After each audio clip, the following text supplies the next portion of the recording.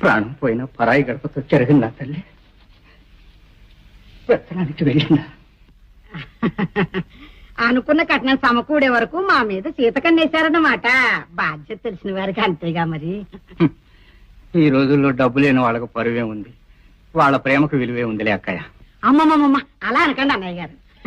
డబ్బును మనం సంపాదిస్తాం గానీ అది మనం సంపాదిస్తుందా? ముష్టి డబ్బు ఇవాళ ఉంటుంది, రేపు పోతుంది. కానీ ఆ అపేక్షలు ఎక్కడికి పోతాయి?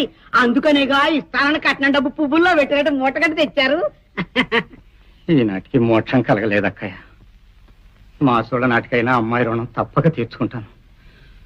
చేతిలో చిల్లి గవ్వలేని వాడిని, తల్లి లేని బిడ్డ దగ్గరకు వట్టి చేతులతో రాలేక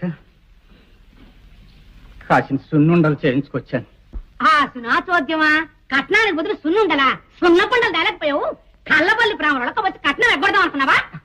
ఆ కట్నంతో పాటు సున్నుండగా